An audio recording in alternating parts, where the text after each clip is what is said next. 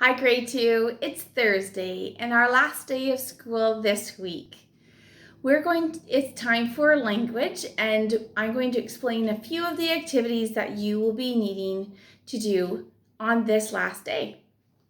The first activity is from your spelling for this week.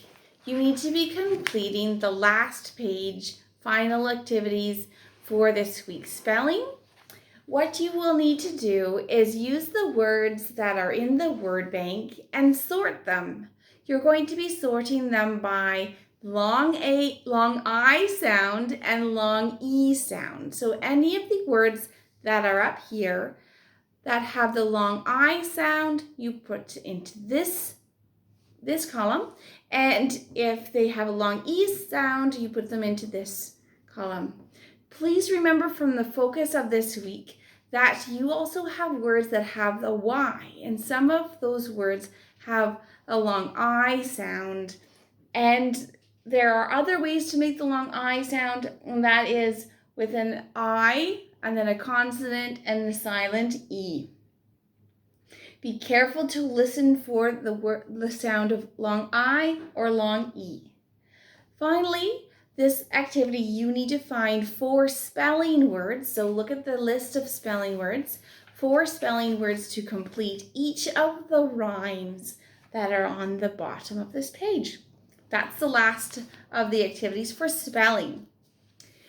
Then, for our writing activity for today in language, you will need to refer to your draft, and hopefully you have had someone edit it by now, and that you have been able to add anything for revision or take away anything that was unneeded in your introduction of your superhero, and made those corrections. For today, you are going to be asking your grown-ups to either make another copy of this page, get a lined paper, or you could use a typing program on your computer, a word processing program. But be careful with that. I know it sounds really fun to be able to type your story out, but it actually is harder than you think. Do you know how to make a capital? Yeah, Mr. Bignell has taught you to do that. Do you know how to use the space bar properly? Do you know that when you use a space between each word, you only need to have 1 space, and sometimes it's hard to keep track of how many spaces there are.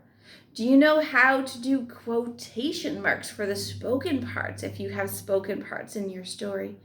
Do you know how to do the different punctuation rules? How many spaces do you need after a period, for example?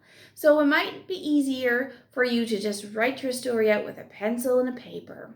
So you can make that decision, but today you are responsible for doing the good copy of your story, as that's the next step in our writing process.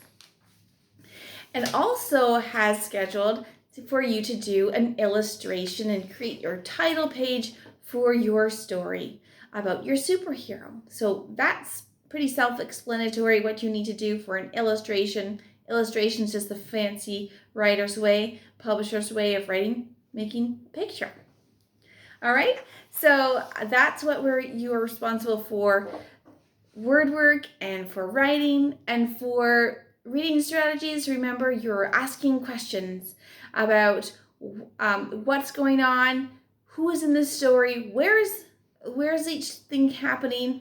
You're asking questions so that you can understand what you're reading better, because that's what good readers do. All right, so make sure you're using your reading strategies as you do your reading practice today. Make sure you are reading out loud for 10 minutes to someone, and that you are reading to yourself for 10 minutes. Enjoy some good reading time today, and have a wonderful weekend.